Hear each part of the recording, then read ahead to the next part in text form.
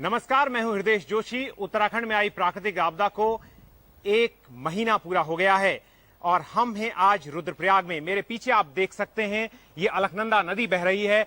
यही अलकनंदा है जो बद्रीनाथ से आती है और रुद्रप्रयाग में आकर ये मंदाकिनी से मिलती है। मंदाकिनी जो केदारनाथ से आने वाली नदी है।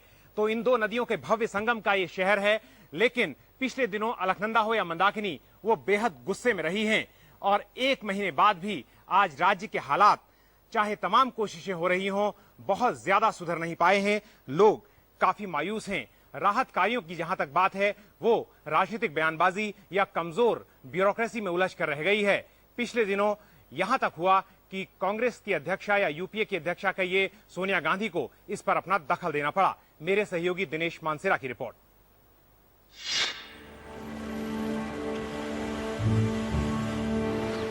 केदारनाथ से आई आफत को पूरा 1 महीना गुजर चुका है, लेकिन उस तबाही की तस्वीरों को खंगालने का सिलसिला खत्म नहीं हुआ है।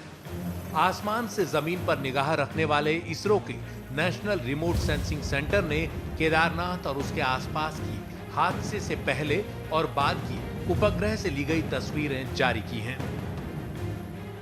केदारनाथ से ठीक ऊपर की यह पहली तस्वीर और उसी जगह तबाही के बाद की ये तस्वीर बता रही है कि उस रोज सैलाब किस तरह उमड़ आया था। ठीक बीचों बीच पानी ने एक नया रास्ता बना लिया था और ये तस्वीर बता रही है कि उस सैलाब ने केदारनाथ में क्या कहर ढाया।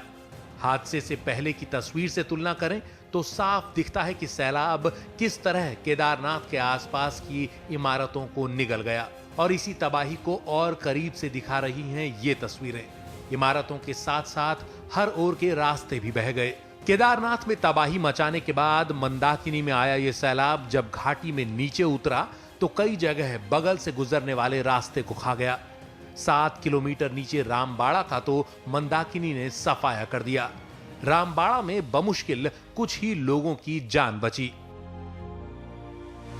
राज्य सरकार के मुताबिक इस हादसे में 580 लोगों के मारे जाने की पुष्टि हुई है, जबकि 5748 लोग महीने भर बाद भी लापता हैं।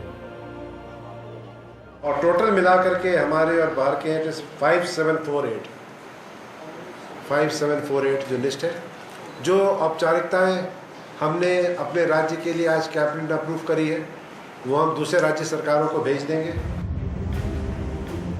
इस हादसे में हताहतों की तादाद को लेकर काफी विवाद रहा है।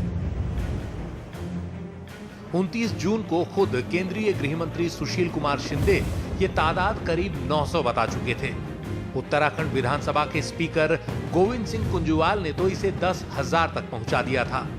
राहत और बचाव के दौरान इस तरह के विरोधाभासी बयानों ने हताहतों के परिजनों की उलझनें तो बढ़ाई ही। विपक्ष भी इस मामले को लेकर असमंजस में रहा।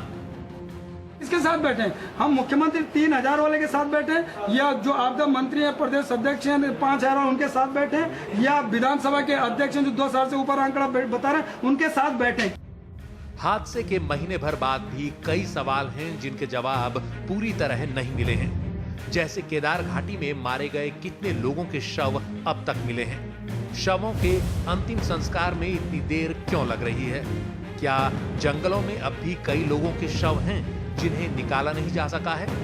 अगर शवों की संख्या ज्यादा है तो राज्य सरकार ने उनके डीएनए सैंपल लेने और दूसरी निशानियों को संभाल कर रखने के लिए कितना सरकारी अमला काम में लगाया है?